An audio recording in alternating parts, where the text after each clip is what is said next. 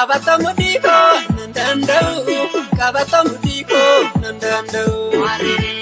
Nuku akakau, sabani mudiko nandandau, sabani mudiko nandandau. Untuto atamdau, kabata mudiko nandandau, kabata mudiko nandandau. Nuku akakau, sabani mudiko nandandau, sabani mudiko nandandau. Shurubba kakalisi, okuma matado, tukalisi, oku shurubado, tukalisi. Latto nufa jalala, okuma bishambu, tukalisi, okuma bishambu, tukalisi. Salatu miyahuri, punako salatu miyahuri, punako salatu miyahuri. Fudan debana, algani kuyade, mabahuri, algani kuyade, mabahuri. Salatu batan arge, kurupe lakula, mahozitu, kurupe lakula, mahozitu. Ede kumansi argate, tambur mata kanan indorsitu, tambur mata kanan indorsitu. Shai warabada, barbadu sirare, warabada, barbadu sagaki, warabada. Musetan kudisu, sutu maderete, aku kada, sutu maderete, aku kada. Ayetu ashabaka, asinop suesa, kiyanaka, asinop suesa, kiyanaka. Itu gandagani, ansina besa, sidagani, ansina suesa, sidagani.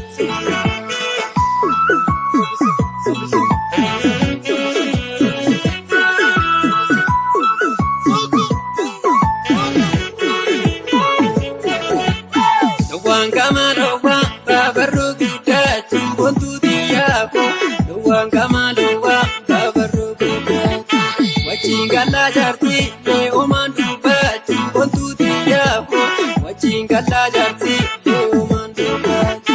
Io desede tu, dopo bancarete, buonachiamo.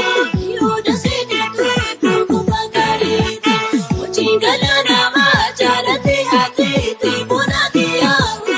Ochingala nama, charate hatete. Bashanantu hari, kanani gudise, bontu diyako. Bashanantu hari, kanani gudise. Badi badi gotu, yo birambu bise, lense diyako.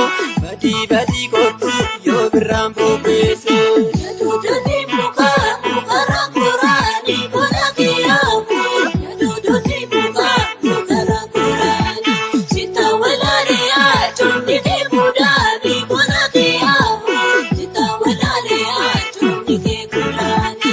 Nakalatu aku maule shimala bonte tiyako. Nakalatu aku maule shimala. Tiya bultina ba tusifananga la lense tiyako. Tiya bultina ba tusifananga la.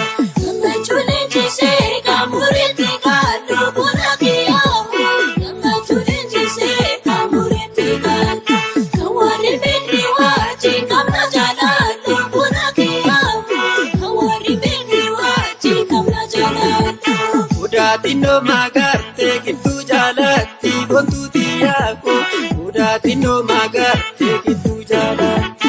Wal jalanen dai makichutanati lense tiyako. Wal jalanen dai makichutanati. Akatika chisu